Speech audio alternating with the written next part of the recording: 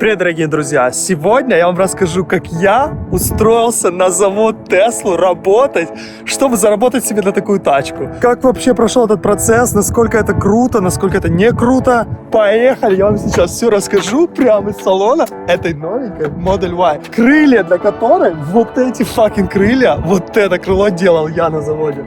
Ребята, короче, я делаю крылья на машину Tesla Y. Это монотонная работа, 300 крыльев в день. Короче, жестяк. Куда я попал?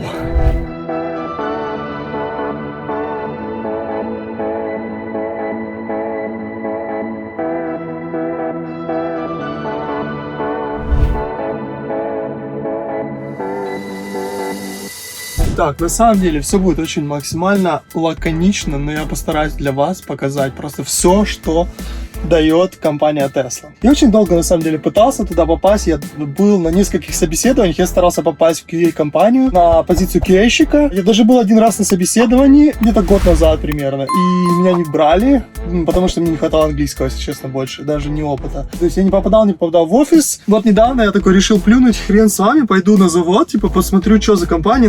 Хайповая. Обязательно нужно, я думаю, попробовать приложить, так сказать, руку к тому, чтобы производить новые машины, помочь миру.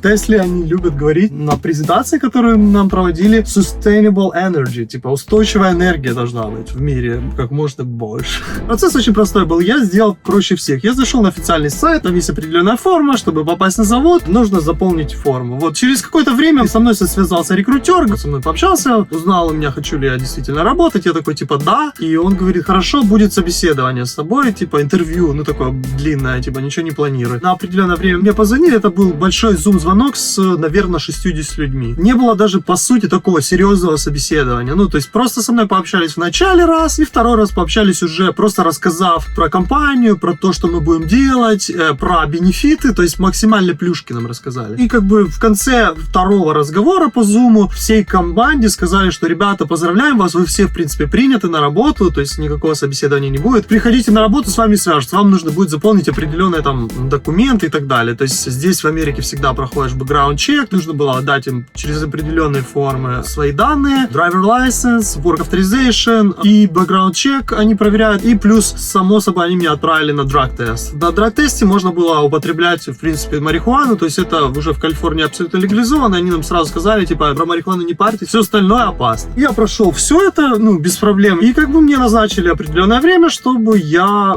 вышел на работу. По идее, мы все-таки на Теслу успеваем сегодня поработать туда. 111 миль мне туда ехать, это 170 километров. Вы когда-нибудь работали за 170 километров от вашего дома? Вначале нужно взять ботинки какие-то там. Вы берете эти ботинки, которые специальные для завода, чтобы на ногу ничего не упало. То есть понятно, что на заводе всегда безопасность в первую очередь. В общем, ситуация такая, я стою в очереди, она длиннючая, я пришел за 2 часа до начала работы. Мы все стоим, чтобы получить safety обувь. И получается, она настолько медленно это делает, что они подошли уже сказали, чуваки, вы уже на работу не успеете, может быть, вы получите свою обувь, но и все на этом. Вас другой день, наверное, возьмут на работу. В общем, это смешно, я вообще-то не опоздал, приехал вовремя, все как надо, за 2 часа.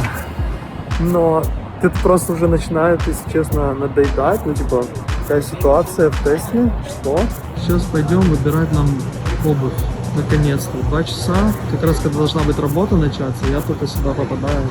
Походу за обувь я еще и платить буду. Короче, ситуация такая, что выбираешь кроссы, там штук, наверное, 100 разных кроссовок, сейфти, которые можно использовать на заводе. В общем, Timberland'ы я оторвал, получается, они 104 стоят, компания Tesla платит 55 первые. Соответственно, что-то мы все-таки приобретем сегодня за счет компании, как минимум. И, кстати, мне очень понравилось. У нас было, считай, 2 дня тренинга, и только на 3-й день я пошел реально работать на завод. И вот за эти 2 дня нам, в принципе, большинство информации нам давали исключительно по безопасности. То есть разжевывали для тупых и убогих, по-хорошему. Еще отрицательный момент, то, что они говорят, ничего нельзя снимать, и я тут, вообще нелегальный. Плюс это еще пока не Tesla Factory, но сказали, что там внутри нельзя будет ничего снимать, потому что попадешь на миллионы долларов. Поэтому, ребята, я постараюсь по максимуму все для вас достать, но что получится, чтобы не залететь, не присесть тут. Хотя, вон недавно скандал был, какой-то русскоговорящий, то ли армянин, то ли грузин, я не знаю точно, но, в общем, вынес кучу файлов, его на этом поймали, он QA-щиком был, я так понял. Сразу пришел и с первого дня начал качать информацию секретную. Ну, я точно никакой секретной информации, господа тесловчане, у вас не забрал, максимум показал, какой пиздец у вас на заводе происходит, и все.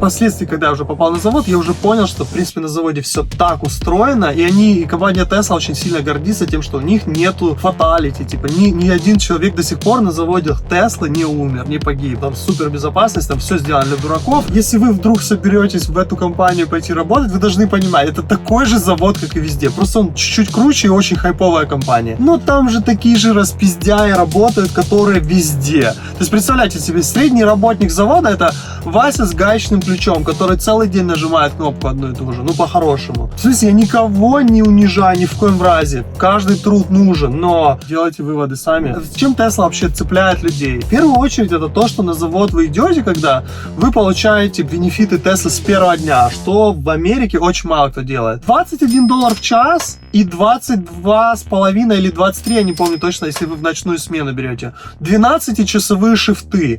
То есть каждый день у вас 4 часа овертайма. Овертайм в Америке умножается на 1,5. То есть вы вместо 21 получаете там 30. Если посчитать 30 чем-то, даже 32. Это голая цена, еще надо будет снять налоги с этой цифры. Но если посчитать там за день, за сутки, за смену 12-часовую, примерно получаете $300 со старту. При этом работаете вы то ли 3 дня в неделю, то ли 4 дня в неделю, но вот такой график, потом 3 дня выходные, 2 дня выходные, по-разному. Но в общем и целом вы понимаете, что это очень крутой график в плане типа, ну, максимальные деньги за минимальное время. 21 у нас по Калифорнии это не самые большие деньги, но в принципе неплохо. Но это очень тяжелый труд. Физически это адский труд.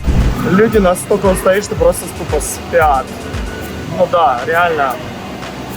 Tesla, молодцы, стоки у вас растут, но вы ни черта не ротейтите. Мне уже пожаловались люди, что типа, они нам все говорили, что ну, у вас типа будут обязательно ротейтить, типа вы будете от станка к станку переходить, но это не так. Типа, вот Ким, моя напарница, она типа жаловалась на это и она говорит, что она там уже давно. Ну, я вот знаю, у нее более подробную информацию, но пока так. Нам на тренинге говорили, что нас будут ротейтить, но я пообщался с ротейтить, типа перемещать с позиции на позицию, ну, чтобы тебе не надоедало и одни и те же мышцы не мучились. Такого там нет, насколько я понял. Женщина, кажется, ее звали Ким, она мне говорила, что нет, меня не ротейтят, ну, типа, ты можешь все станки выучить сам, типа, потому что ты новенький, ты и так узнаешь, но в общем и целом, типа, тебя никто не будет ротейтить, будешь все время на одном месте херачить. Ну, может, когда-то там тебя переведут куда-то.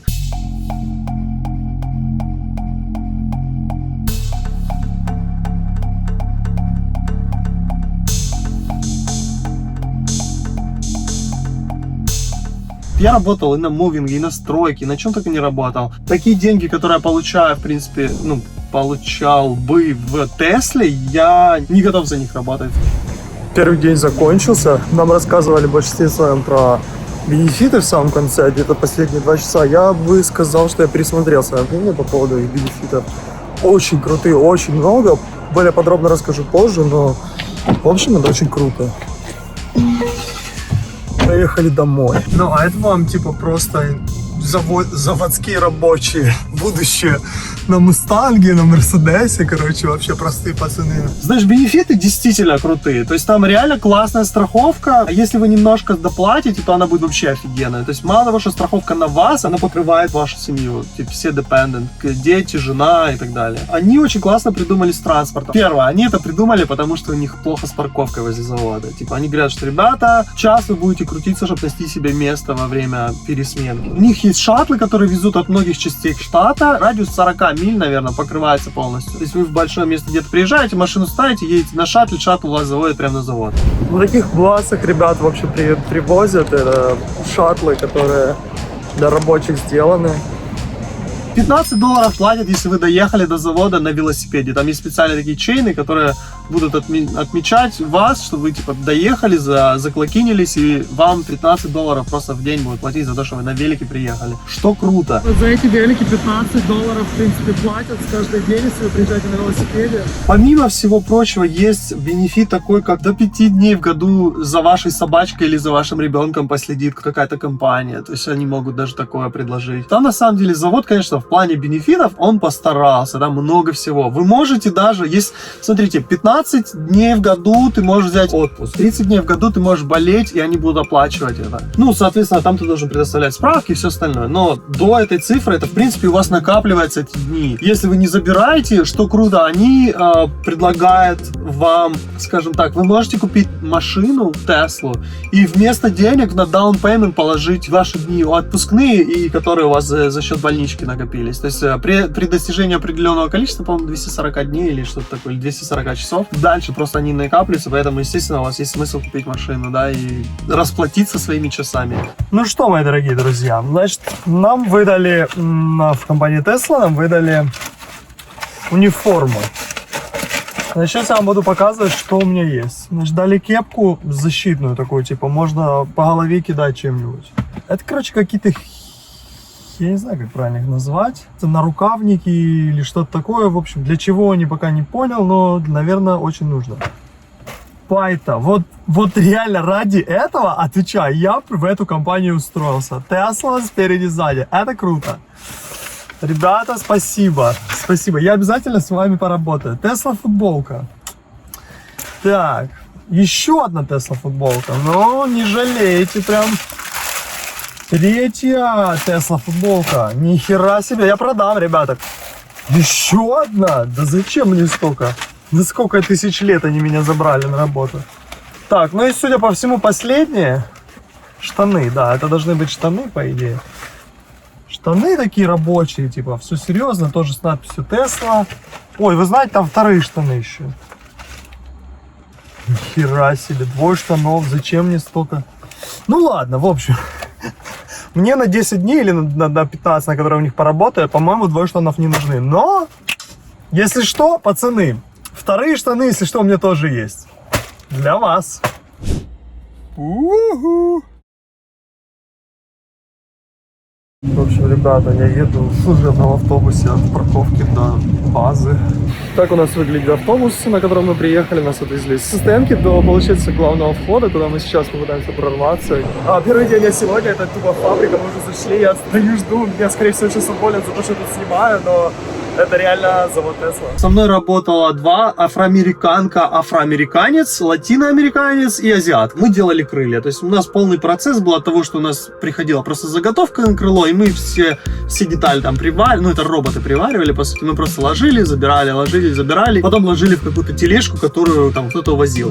Процесс работы на Тесле построен очень круто. Ты загружен постоянно. Практически у нас был один раз, где мы застачились, где там когда-то получилось так, что нет тележек, на которые мы складывали свои крылья. Значит, ну где-то мы 300 в день делаем крылья. То есть это монотонная работа, ты физическая, монотонная физическая. Берешь рукой, 2 руками что-то ложишь, нажимаешь какую-то кнопку, пресс делает там что-то, возвращает, ты забираешь, ложишь новую заготовку. В общем, это все работа, ну, не творческая абсолютно. Ребята, короче, я делаю крылья на машину Tesla Y. Вот моя сотрудница Ким, она мне тренирует, как делать крылья. Но это на самом деле работа на 10 минут тренировки. Короче, начался перерыв. Все, я иду на перерыв. Я в ахере, если честно. Что происходит, вообще не ясно. Перерыв первый, 5 часов, по идее, я поработал. Так тут сделана система, как все кушают. В таких специальных местах там можно купить в вендорных машинах и поесть. Можно специальные места, там вот, видите, микроволновку, там, приготовить. Но, если честно, вендорные машины дороговаты. Вот эти две херни и сок, 15 баксов. Дороги.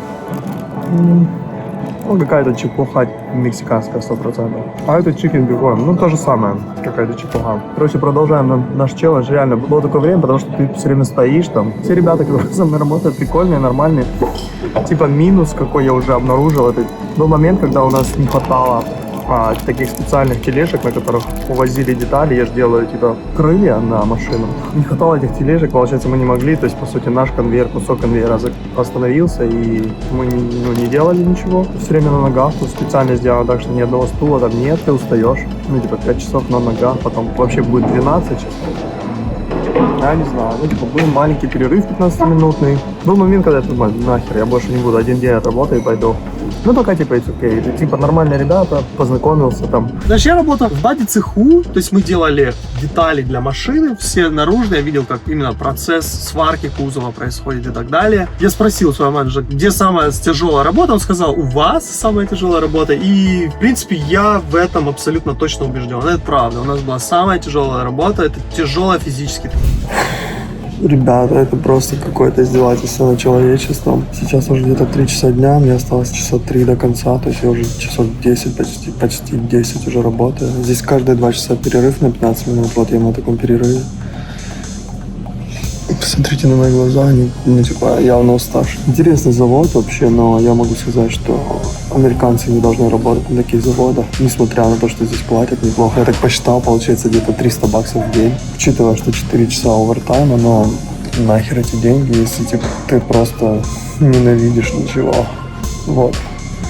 Разве что посмотреть на женщин, я не знаю, как они, короче, девчонки здесь работают. Так же самое, как пацаны, просто нереально. Вот, типа, как она может работать, я не представляю. Но на таком же равне, ну, абсолютно то же самое делает. Это просто жесть. Я очень благодарен Илону Маску за то, что он хотя бы машину алюминиевую сделал. То есть все листы алюминиевые, это очень круто, они хотя бы легче. Если бы это железное было, я не представляю, как люди заработают на заводе с реально настоящим металлом. Так же самое, как и в любых компаниях. Там есть работники, которые филонят и которые не филонят. Не филонят 20%, филонят 80%. То есть просто даже учитывая тот факт, что мне только на 9-й, когда я уволился, то есть я проработал один день, на утро такой, нахер, я не хочу там даже больше видеть, ничего не хочу. Ну, типа, я настолько устал, у меня настолько болели руки, ну, типа, рука одна забилась, то есть одно и то же действие делать, да, и, как, соответственно, палец там уже не хотел работать, если честно, ну, по-нормальному. То есть на 10-й час я уже хотел просто уйти оттуда. Я думал, мысли, типа, ты ж постоянно, тебе, во-первых, нельзя пользоваться наушниками. Ребята, вообще такого тяжелого первого дня в моей жизни никогда не было. Я почти уверен, что он будет последний, хотя я еще подумаю над этим. Может быть, я еще денек поработаю. Но на сегодня вообще просто мертвый. Отвечаю, я не знаю, как люди живут. Тут работают постоянно. Может, меня поставили на самое худшее место, но реально пока так. Почему я ушел? Настолько тяжелая физическая нагрузка, что люди, там есть... Каждые 2 часа у тебя есть 15-минутный перерыв, после 5 часов у тебя 45-минутный перерыв на поесть. А это все соблюдается очень классно, то есть вопросов нет, все тебе там скажут, ты там сменишься, пойдешь, если нужно попить, можешь даже не в эти времена убегать, тебя кто-то прикроет, твои ребята, потому что вы там все время меняетесь, но опять же был такой, как на любой работе, я новенький, на меня сразу накинули больше работы, господи, это прям везде, причем люди моложе меня это сделали, ну it's okay, я даже не комплейнил, я почти со 2-го часа работы, я понимал, что я больше здесь работать не буду. Вот, а когда стала физическая работа уже, настолько доставать, я уже думал, боже, может на 2-й день выйти, может не выйти. В общем, не хотелось мне, объективно. Не понимал я просто смысла, знал, что у меня есть другая работа, и в Америке можно заработать деньги те же самые другим способом, поэтому я там не остался. К 10-му часу, от 8 до 10 я уже видел, как люди просто физически тоже, не только я один там тяжело работался, но и ребята тоже просто падали в переходах. На свои 15 минут люди выходили, просто лежали в переходах. Я не шучу, мне не получилось снять, может быть, это, но trust me, это происходит. То есть мужики такие, еще огромный факт, девочек много, море девочек работает. Просто вот такое чувство, что 40% девчонок на заводе, 30-40, вот так вот. Я могу сказать, что девочек тут немерено, отвечаю, просто вот одни подружки стоят. Я не знаю, как они, короче, девчонки здесь работают. Так же самое, как пацаны, просто нереально. Вот, типа, как она может работать, я не представляю. Но на таком же равне, абсолютно то же самое делает. Это просто жесть. Компания такая, типа, хайфовая, крутая, но как может быть так, что на утро, после того, как я, перестал работать, на второй день своей работы, я, типа, написал им в 3 места разным HR имейлы о том, что, увольте меня, типа, все, я не буду больше работать, давайте завязывать, типа, рассчитайте мне и все. Господь создал землю за 7 дней. Через 9 дней мне пришли ответ: о, да, вы хотите уволиться, а почему? Что, где ты был до этого? Где ты был? Вот некоторые такие мелочи, которые, вот там, мне дали temporary, там, это будет смешно, но у меня до сих пор есть пропуск, то есть они до сих пор меня не уволили, объективно. Вот тесловский пропуск, там типа крутая система безопасности, ничего подобного, ребята, можете оттуда вынести, что хотите, вот отвечаю. Если вам надо, вы это сделаете, trust me. Устроиться туда просто на завод вообще не проблема. Всех берут, только у вас должны быть документы на работу. Было тяжело, я замахался. Тесле, спасибо за все. Я снял свою серию. Больше к вам на завод я не ногой. Может быть, когда-нибудь я вернусь, если у меня получится, я буду у вас. Либо кем-то буду в офисе работать. На заводе спасибо. До побачення, телебачення. Очередной, скажем так, факт бардака в этой компании. Когда ты заполняешь все документы для HR и так далее, тебя спрашивают, хочешь ли ты, чтобы тебя называли по-другому. У меня в фамилии в паспорте, по-дурацки написано. Я такой думаю, ладно, пусть правильно меня зовут. Не Денус, а Денис. И я поставил, соответственно, галочки, там все остальное. Вот. И я вижу, что я уже 3-й круг ада прохожу, потому что они не знают, как это делать. Одно имя в документах, другое имя я типа хочу. Типа они дали возможность людям изменить свое имя, но только на словах. В реальности это невозможно. То есть, это не должно так быть, да, в компании огромной, в которой такие ситуации точно происходят регулярно. Работа тяжелая физически, нормально платит. Объективно нормально. Скорее всего, это самый высокооплачиваемый завод по производству машин в мире. Я уверен, кто-то больше не платит нигде. Кстати, Маск пиздобол. Он говорит постоянно про то, что вот там... Вообще, компания, конечно, они хайпуют, мы там мир меняем, они много всего классного делают. Я вообще обожаю, молодцы. Но при этом, при всем, они делают все так же, как и все остальные люди. Простые ребята работают, пашут, пот, кровь и все остальное происходит. Ребята, не верьте никому, Tesla все так же обычный завод, в котором немножко больше безопасности, чем где-либо. Но это все та же автозавод. Ничего сверхъестественного. Так же самое люди там, занимаются чепухой. Значит, еще по поводу Илона Маска. У меня все так же осталось впечатление, что это больше хайп, чем что-то, чем мы улетаем на Луну.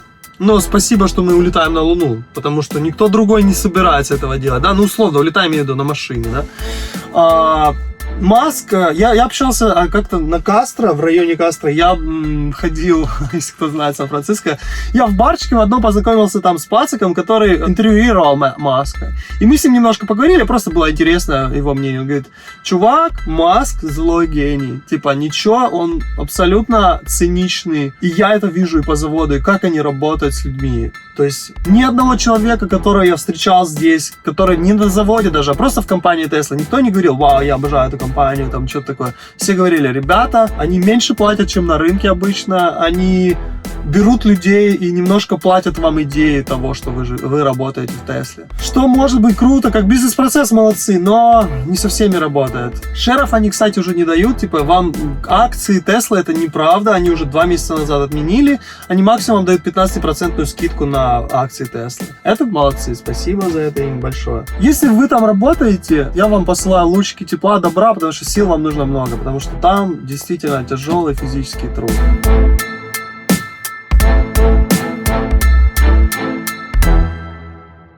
Я, если честно, надеюсь, что вам понравилось. Вот эту всю махинацию с устройством на работу, с увольнением, знаете, сколько времени потратил? Вы просто не представляете. Вот это все я сделал для того, чтобы вам показать, что можно приехать в Америку, и вот я иммигрант, 4,5 года мне понадобилось, чтобы я там устроился в хайповую компанию Tesla. Боже, да вообще не проблема туда устроиться. Я уже работал в Uber внутри компании, уже работал еще в одной хайповой в Тесле.